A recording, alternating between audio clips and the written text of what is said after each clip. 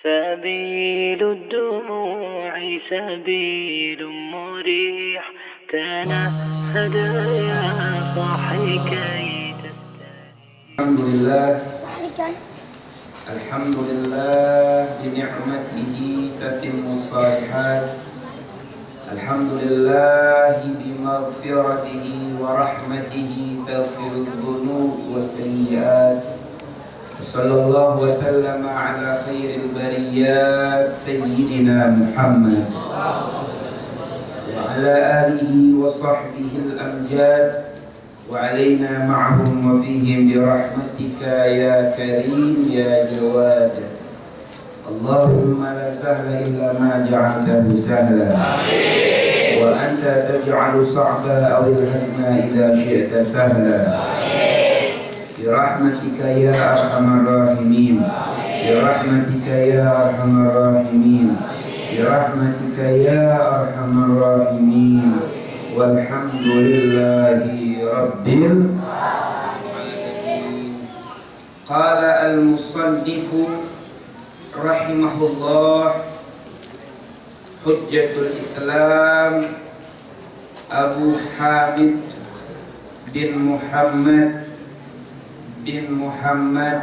بن محمد الغزالي الطوسي قدس الله روحه ونور الله ضريحه. كتاب أيها الولد وهي karya Imam Al-Ghazali.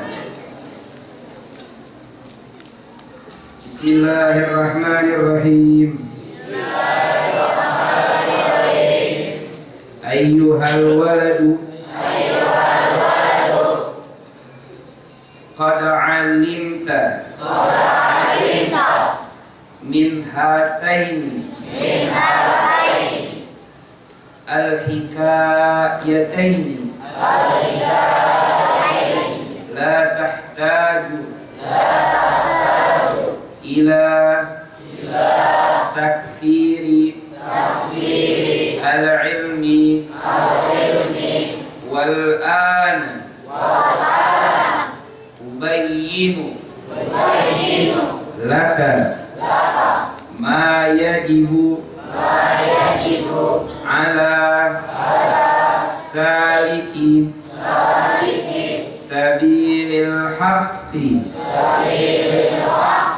i'lam annahu yanbaghi is-saliki shaykhun mursyidun murabbin liyukhrija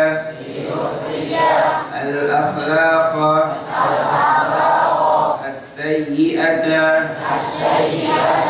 minhu bitarbiyatihi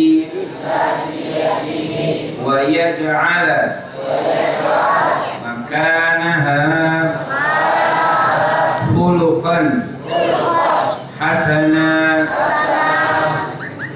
Beliau lanjutkan nasihat untuk para penuntut ilmu. Ayyuhal waladu, duhai anakku, qad 'alimta min hatainil hikayataini, duhai anakku, engkau sudah mengerti dan memahami dan mengetahui cerita yang telah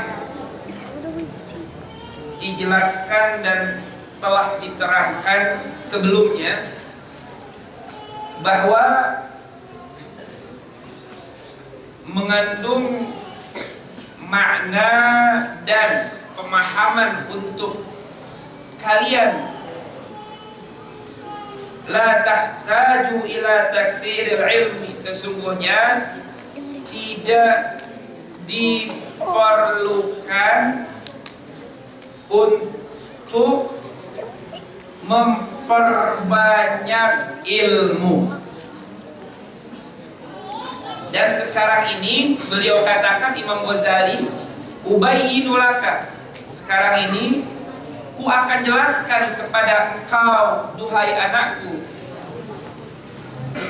apa yang wajib bagi setiap para penuntut ilmu, para penuntut pencari jalan kebenaran. Nah, beliau akan jelaskan kepada kita. Sekarang ini beliau akan jelaskan kepada kita apa yang seharusnya dan diwajibkan untuk para pencari jalan kebenaran, pencari Tuhan. Namun bahasa pencari Tuhan itu kurang tepat dikarenakan Allah Subhanahu wa taala katakan di dalam firman-Nya ketika Rasulullah mendapatkan pertanyaan dari para sahabatnya, dan Allah tegaskan, wa idza sa'alaka ibadi anni fa inni qarib. Hai Muhammad, jika mereka bertanya tentang diriku, tentang ketuhananku, keesaanku, Allah katakan, fa inni qarib, sesungguhnya aku dekat dengan mereka. Allah katakan, fa inni qarib, sesungguhnya aku dekat untuk mereka. Dan kitalah yang berpaling dan menjauh dari jalan kebenaran, dan kita yang menjauhkan diri dari Tuhan Allah Subhanahu wa ta'ala. Dan sebelumnya beliau katakan seperti ini, duhai anakku, engkau sudah mengetahui cerita sebelumnya, ya, bahwa bagaimana Hatim al-Asam berburu dengan Syaqiq al-Balkhi selama 30 tahun lamanya. Dan dari 30 tahun berburu bersama Syaqiq al-Balkhi, seorang guru, Hatim al-Asam ia meringkas dan menjadikan 8 ilmu untayan mutiara hikmah yang dijadikan pegangan hidup. Itu sudah kita bahas semuanya. Dan bagaimana cerita sebelumnya disebutkan Asy-Syibli rahimahullah khadama arba'imi'ah, ya, ustadzin, beliau berburu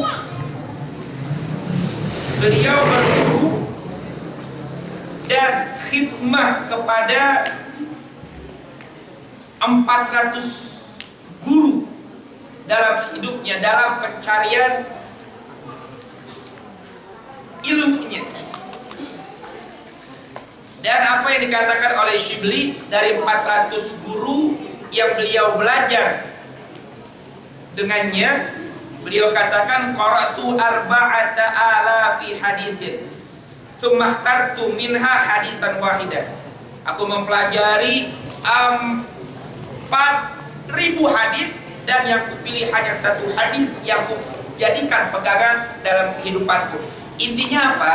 Ini Imam Ghazali katakan yang terakhir, duhai anakku, engkau telah mengetahui 2 cerita hikayat sebelumnya, bagaimana Syibli berburu, ya, dengan tidak hanya satu orang guru saja, namun 400 guru, dan beliau mempelajari sampai 4.000 hadis, dan hanya satu hadis yang dijadikan pegangan dalam kehidupannya. Dan bagaimana cerita Hatim al-Asam berburu dengan Asy-Syaqiq Al-Balkhi selama 30 tahun dan hanya 4 ilmu. Mohon maaf, hanya 8 ilmu untayan mutiara hikmah yang beliau jadikan pegangan kehidupannya. Oleh karena itu beliau katakan buat kita semuanya. Kalian sudah mengetahui kan cerita sebelumnya Syibli dan Hatim Al-Asam, ya, yang begitu hebatnya dalam pencarian ilmu. Beliau katakan la tahtan.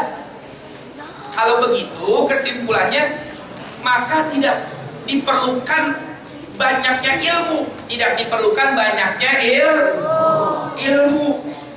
Jadi apa yang diperlukan? Ya, yang diperlukan banyaknya ilmu dan pengamalannya. Toh jika ilmunya hanya sederhana, mohon maaf, ilmunya tidak banyak, ya, hanya beberapa hadis yang dia pelajari. Namun apa? Namun pengamalannya itu yang diinginkan dalam agama. Namun jangan kita menafikan seperti ini.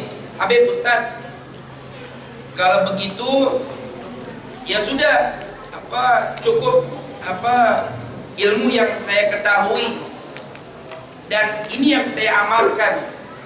Jangan seperti itu juga. Kita terus mencari ilmu dan kita berusaha untuk mengamalkan ilmunya. Karena setiap ilmu itu yang kita pelajari akan mengangkat derajat kita. Jadi antum jangan, kalau begitu percuma mempelajari banyak ilmu. Ya, yang dikatakan percuma banyaknya ilmu, ya, tanpa pengamalannya. Dan alangkah beruntungnya jika banyak ilmu dan ada pengamalannya. Paham?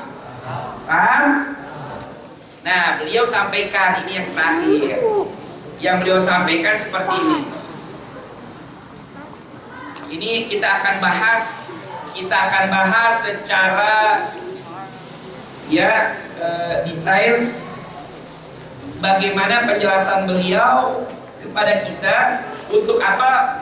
I'lam annahu yanbaghi lis-saliki syaikhun mursyidun murabbin. Nah, selanjutnya beliau katakan, aku ingin jelaskan kepada engkau wahai anakku, engkau telah mengetahui itu semuanya, ya, dari cerita yang sudah ada bahwa diperlukan pengamalan dari ilmu, dan banyaknya ilmu harus disertai dengan pengamalannya. Dan jadikan dari banyak ilmu yang telah kau pelajari, ada ilmu yang kau jadikan pegangan dalam kehidupanmu. Nah itu. Nah selanjutnya apa? Selanjutnya aku ingin jelaskan kepada engkau, duhai anakku, bahwa ada sesuatu yang wajib yang engkau harus perhatikan dalam mencari jalan kebenaran, dalam menuntut ilmu. Apa? I'lam annahu yanbaghi lis-saliki syaikhun. Sesungguhnya bagi lisalik, salik itu artinya salik, kata salaka. Kata apa? Salaka yasluku. Salik itu artinya mereka yang berjalan. Mereka yang berjalan. As-salik, mereka yang berjalan. Maka wajib bagi mereka yang berjalan mencari ilmu pengetahuan. Untuk apa? Untuk mencari syaikhun, mencari guru. Mursyidun, mencari guru. Mursyid, kita kenal ya, ada guru mursyid, betul ya? Ada mursyid. Mursyid itu artinya apa? Yang mengarahkan. Syekhun, seorang guru, ya. Mursyidun artinya yang mengarahkan. Seorang murid, seorang penuntut ilmu, pencari jalan kebenaran untuk sampai ke tujuan. Nah itu harus kita cari. murabbin, yang mendidik.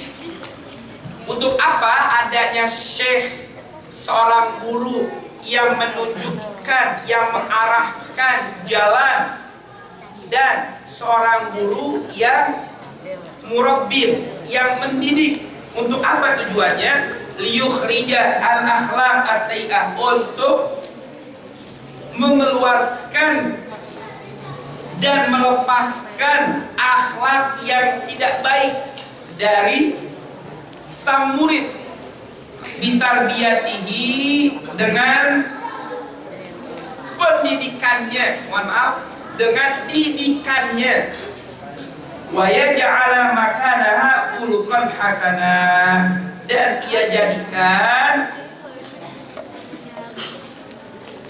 akhlaknya yang sebelumnya akhlaknya sayyi'ah menjadi akhlak khuluqan hasanan, akhlak yang baik. Itu tujuannya kita, ya, untuk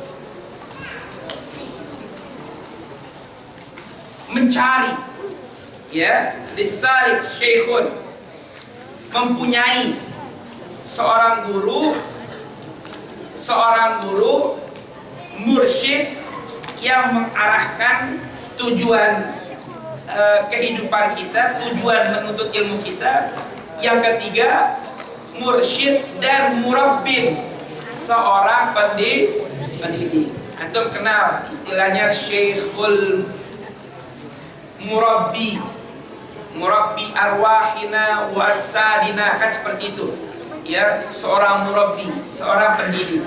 Nah, itu dijelaskan juga di dalam kitab Adab Sulukil Murid, karya Al-Habib Abdullah bin Alwi Al-Haddad, seorang ulama besar, ya, ketika menjelaskan bagaimana seorang penuntut ilmu, pengembara, mencari jalan kebenaran, mencari jalan surga, bagaimana dia harus mempunyai seorang syekh. Mempunyai seorang syekh, bukan sekedar, nah, mohon maaf, syekh itu bisa, ya, julukan untuk seorang yang mempunyai ilmu, yang dia mempunyai wawasan keilmuan yang luar biasa, dan tidak diharuskan tua umurnya. Bisa jadi seorang anak usia 17 tahun, 20 tahun, namun, ya, dia dikatakan syekh. Karena kenapa? Ya, syekh itu kalau menurut keterangan dari kitab-kitab fikih lainnya, bahwa, ya, syekh itu memang artinya orang tua. Syekh itu artinya orang tua. Namun syekh itu digunakan istilahnya untuk seorang guru yang mempunyai keilmuan, mempunyai wawasan tentang beraneka ragam ilmu. Nah, itu syekh, walaupun, ya, usianya masih muda, itu dikatakan syekh. Oleh karena itu, banyak guru-guru kita usia muda sudah mendapatkan gelar syekh, ya. Bahkan Abuya Sayyid Muhammad bin Ali Al-Maliki, ya, beliau di usia yang muda sudah mengajar di Masjidil Haram. Di usia 17 tahun, 20 tahun beliau sudah mengajar di Masjidil Haram dan menjadi seorang guru di hadapan para ulama-ulama lainnya. Nah, beliau masih muda, namun beliau dikatakan Syekhul Haram, ya. Dan banyak contoh-contoh lainnya. Oleh karena itu harus kita cari, nah, siapa itu syekh mursyid itu siapa, syekh murabbi itu siapa. yang akan mengganti akhlak yang buruk dalam hati, dalam perilaku, ya dikeluarkan, ya akhlak dan hati yang tidak baik, ditempatkan ya akhlak dan sifat-sifat hati yang baik. Nah itu bagaimana kita cari siapa saja dan siapa mereka ya yang dikatakan syekh, mursyid dan murabbin. Insyaallah pertemuan yang akan datang kita akan bahas siapa yang dimaksud syekh, mursyid dan syekh murabbi. Harus ada dalam menuntut ilmu, harus ada. Jadi kalau misalkan siapa yang membaca kitab namun tidak ada syekhnya, maka baca kitab namun tidak ada gurunya, tidak ada syekhnya, maka gurunya siapa? Syaitan. Oleh karena itu harus kita cari, ya harus kita cari dan siapa mereka, insya Allah kita pelajari di pertemuan yang akan datang. Mudah-mudahan Allah Subhanahu wa Ta'ala berikan kita afiat. Allah Subhanahu wa Ta'ala berikan kita kesehatan. Allah Subhanahu wa Ta'ala berikan kita kemudahan. Allah Subhanahu wa Ta'ala kabulkan segala harapan. Ala hadhihi niyyah wa ala dunyatin salihah jariyah syamilah di khairi dunia wal akhirah. Tundukkan hatinya, baca suratul Fatihah. Ini kita akan bahas di pertemuan yang akan datang syekh, siapa yang dimaksud syekh, mursyid itu dan syekh murabbi itu siapa, syekh mursyid dan murabbi itu siapa, kita akan bahas insyaallah. Allah Subhanahu wa Ta'ala, pembacaan Fatihah saat ini pembuka bagi kita. Mudah-mudahan Allah Subhanahu wa Ta'ala bukakan mata hati kita untuk Allah Subhanahu wa Ta'ala permudah jalan menuntut ilmu kita, jalan menuju surga kita. Siapa gerangan syekh, mursyid, murabbi dalam kehidupan kita, Allah bukakan insyaallah dalam mata hati kita sehingga kita mengetahui itulah guru syekh, murabbi, syekh mursyidku. Dialah yang akan mengendalikan kehidupanku, yang akan mengantarkan jalan hidupku menuju tujuanku, kehidupan kebahagiaan dunia wal akhirah. Kita baca surat Al-Fatihah. Ala hadhihi niyyah wa ala kunyatin salihah jami'ah syamilah li khairatid dunya wal akhirah. Bismillahirrahmanirrahim.